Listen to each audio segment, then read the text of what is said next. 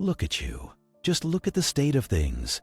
You are sitting there, maybe in traffic, maybe on a toilet break, at a job you despise, staring at a screen that costs $1,000, holding a coffee that costs $7, and you are vibrating with anxiety because you know deep down in the pit of your stomach that if the payroll department at your company makes a single glitch this Friday, your entire life collapses. You are earning $60,000 a year. That sounds like a lot of money to your grandfather. That sounds like a fortune to a kid.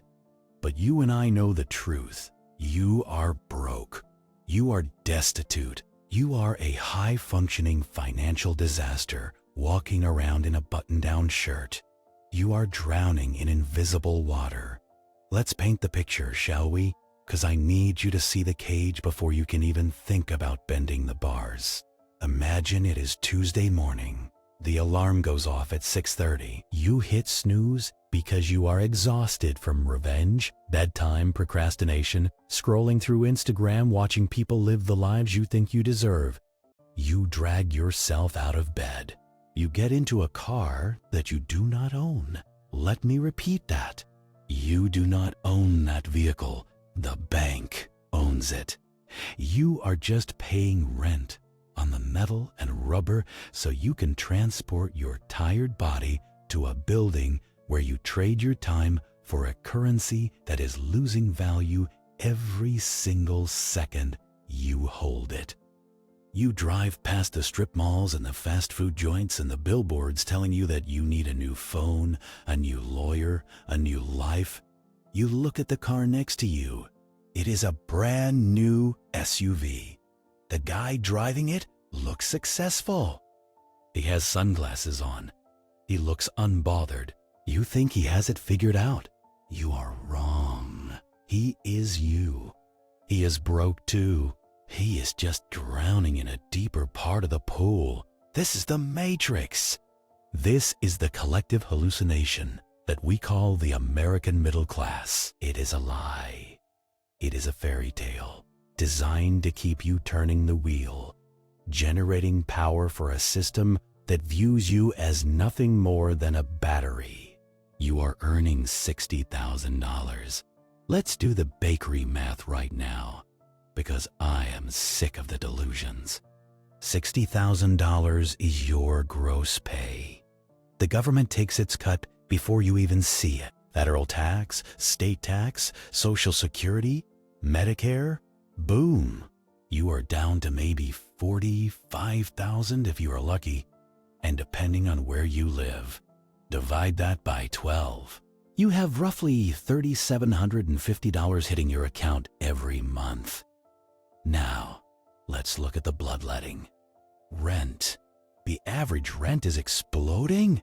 You are probably paying $1,600 to $2,000 for a box of drywall that smells like the previous tenant's cat.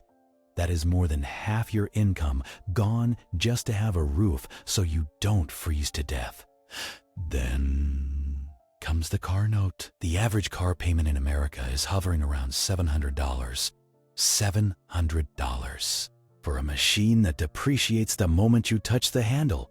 Add insurance, add gas, add maintenance. You are working essentially 1 week out of every month just to pay for the privilege of driving to work. Do you see the circular insanity of this? You are a hamster. No, you are a rat. A rat in a maze designed by geniuses who understand psychology better than you understand your own children. They know you are insecure. They know you crave validation. So what do? They sell you the premium poor lifestyle. This is the trap. You are not starving. You are not in rags. You have high-speed internet. You have a subscription to Netflix, Hulu, Disney+, HBO, Spotify, Amazon Prime. You have a gym membership you used 3 times in January. You order DoorDash because you are too tired to cook, paying $30 for a hamburger that costs $2 to make. You are bleeding to death from 1,000 paper cuts, and you call it standard of living. You are wearing a golden chain, my friend. It matters. It looks nice. Your friends admire it, but it is heavy and it is bolted to the floor of the slaughterhouse. The system needs you to be broke. Understand this. If you had savings, if you had 6 months of expenses in the bank, if you had investments paying you dividends, you would be dangerous. You would have sovereignty. You could say no. You could walk away from a toxic boss. You could demand better working conditions. You could take a month off to think. The system cannot allow that. The system requires a compliant, terrified workforce that is one missed paycheck away from ruin. That fear is the fuel. That anxiety keeps you docile. Why do you think the credit score exists? Do you think it is for your benefit? Wake up. The credit score is a behavior modification tool. It is a gamified obedience score. Oh, look at me. I have an 800 credit score. Congratulations. You are a professional borrower. You are an expert at being in debt. The wealthy do not obsess over credit scores because they do not rely on debt to buy groceries. They use leverage to buy assets. You use debt to buy liabilities. You use debt to buy feelings. You swipe that card to feel a hit of cheap dopamine because your life feels empty. And for 5 minutes, buying that pair of sneakers makes you feel like you are moving forward.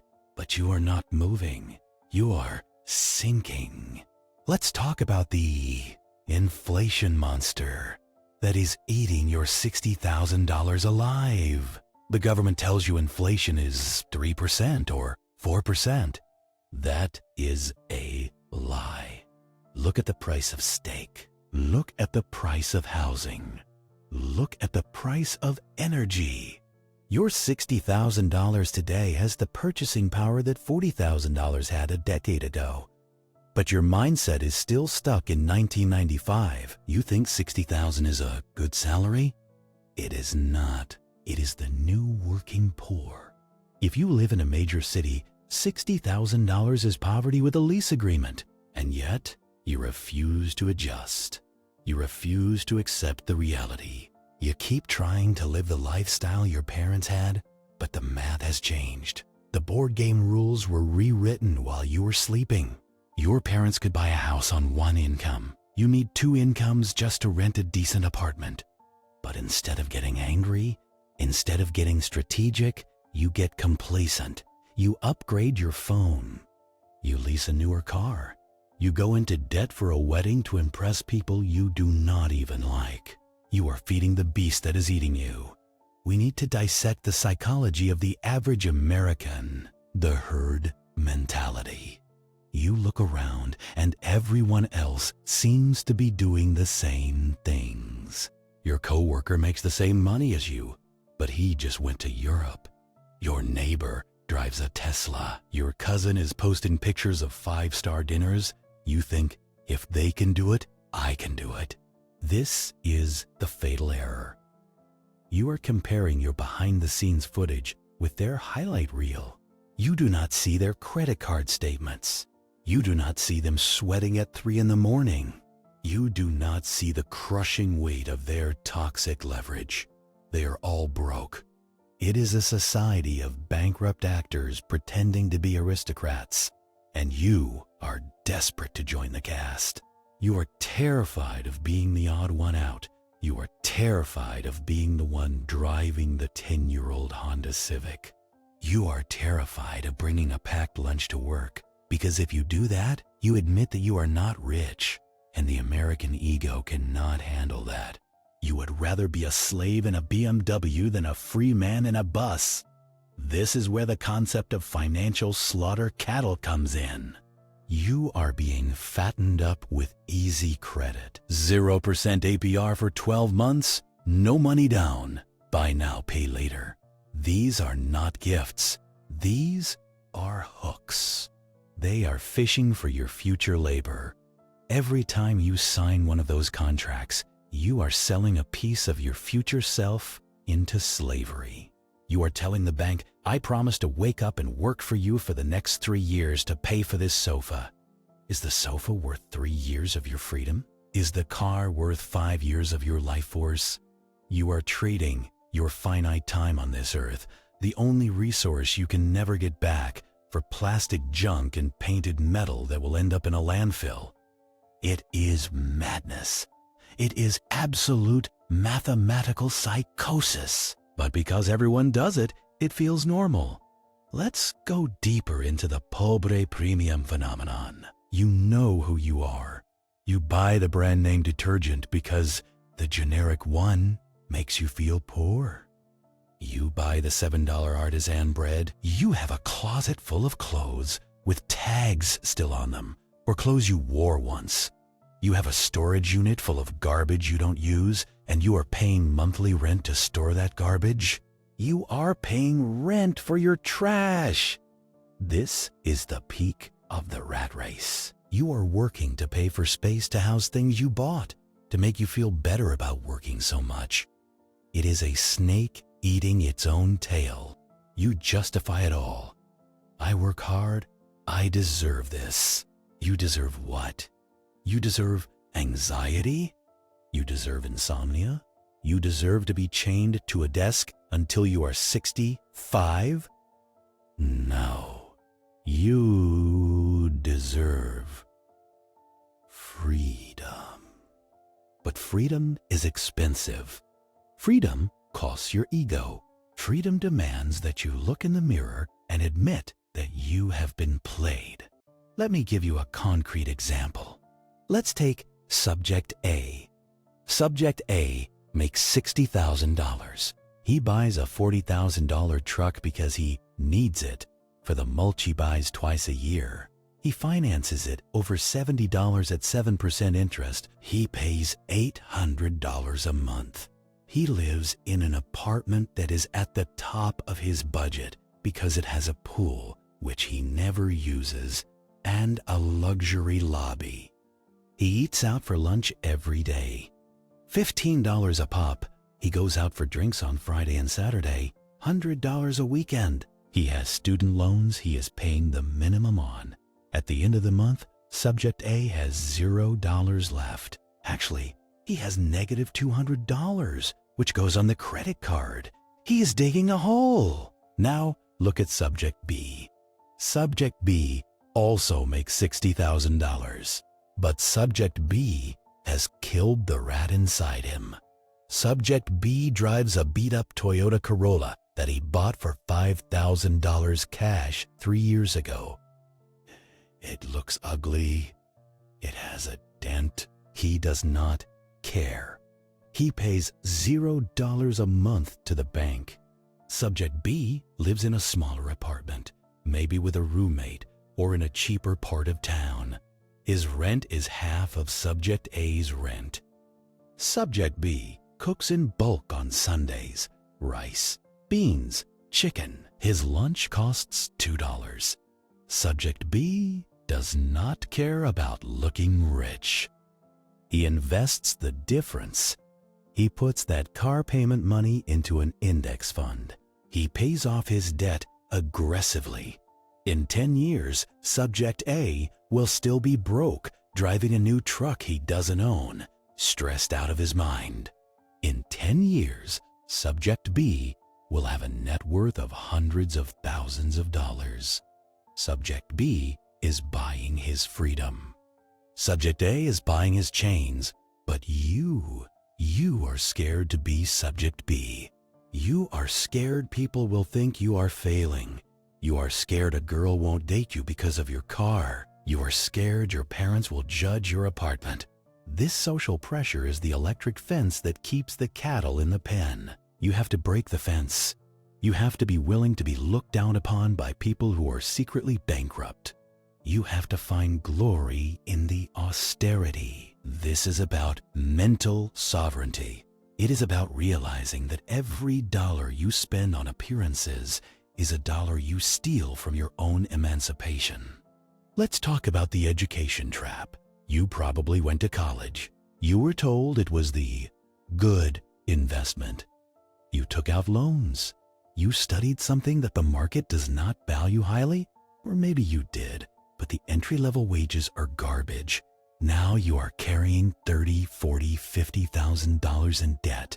That debt is an anchor. It drags behind you everywhere you go.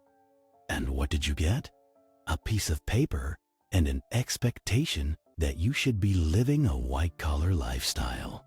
So you try to live that lifestyle on a blue-collar budget.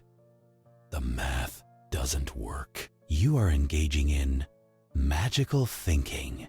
You think that eventually, somehow, you will just make more money and it will all go away. But even if you make more money, you won't be free. Because as your income rises, your lifestyle inflation rises with it. You get a raise to $70,000, boom, you buy a better car. You get to $80,000, boom, you move to a bigger house. You are running on a treadmill that is speeding up. You never reach the carrot. You just get more tired. And the system loves this. The banks love you.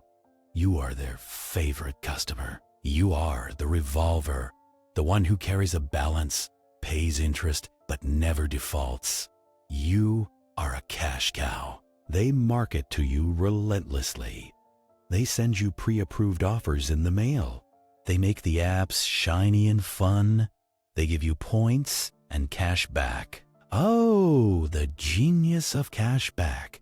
Spend $10,000 you don't have, and we will give you $100 back. And you think you are winning. You think you are gaming the system. You are the mark at the poker table. If you don't know who the sucker is, it's you. We have to address the emergency fund myth.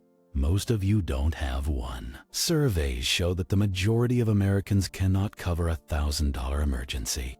Think about the fragility of that existence. One blown transmission, one trip to the ER, one layoff. And you are on the street. You are walking a tightrope over a canyon with no safety net, and you are juggling flaming torches because you think it looks cool. Why don't you have that money? I don't earn enough, you say. Lies. You earn $60,000. You don't have the money because you prioritize the iPhone Pro Max over your safety. You prioritize the Uber Eats over your security. You prioritize the perception of wealth over the reality of wealth. It is a failure of priorities, not a failure of income. This is brutal, I know. I am slapping you in the face with these words because I need you to wake up. The world is getting harder. The middle class is being hollowed out. Automation, AI, outsourcing, inflation, these forces are coming for your $60,000 job. If you do not build a fortress of solitude, a financial bunker, you will be wiped out. You cannot rely on the government to save you. They are trillions in debt. You cannot rely on your company. They will fire you via email to save a penny on the stock price. You are alone. You are the CEO of your own life, and right now, you are running your company into the ground. So, how do we get out? How do we escape the labyrinth? First, you have to get angry. Not depressed, angry. Furious at the banks. Furious at the marketers. Furious at yourself for being a sucker for so long. Use that anger. That anger is energy. Second, you commit to radical austerity. I'm talking about scorching the earth. You cut everything. You sell the car. Yes, sell it. Buy a beater. Drive it with pride. It is a tank of freedom. You cancel every subscription. You stop eating out. 0. You eat rice, beans, eggs, and frozen vegetables. You drink water. You stop drinking alcohol. It's expensive and it makes you stupid.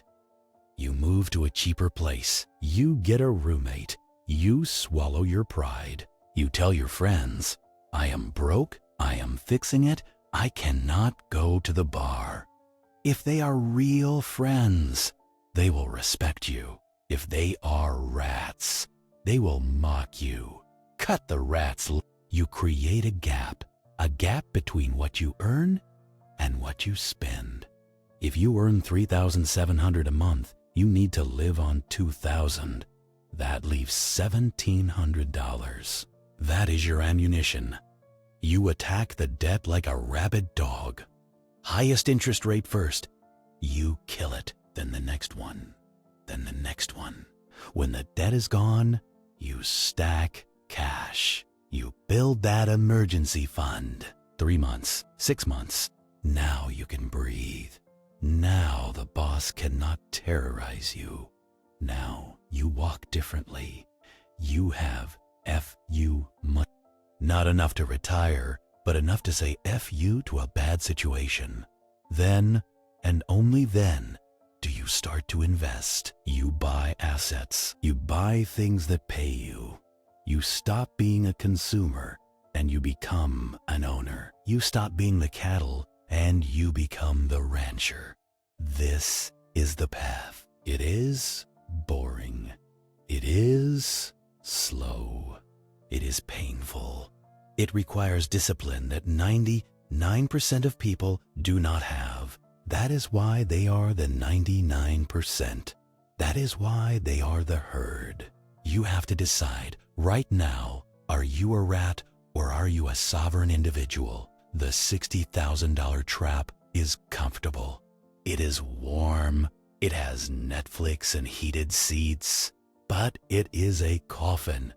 It is a slow death of your potential. You are trading your dreams for comfort. Stop it.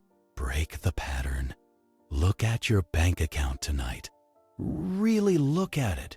Feel the pain. Let it burn. And then make the pact. I want you to leave a comment below. This is the code. This is how I know who actually listened to the end and who is just a tourist. I want you to write golden handcuffs. That is it. Just those 2 words. It symbolizes that you see the trap. You see the shiny chains they put on you, and by naming them, you begin to break them. Write golden handcuffs in the comments. Let the algorithm know that the resistance has started. Kill the rat inside you today. Stop buying things you don't need with money you don't have to impress people you don't like. Reclaim your mind. Reclaim your labor. Reclaim your life. The exit door is open, but you have to be willing to walk through the fire to get to it. Start walking.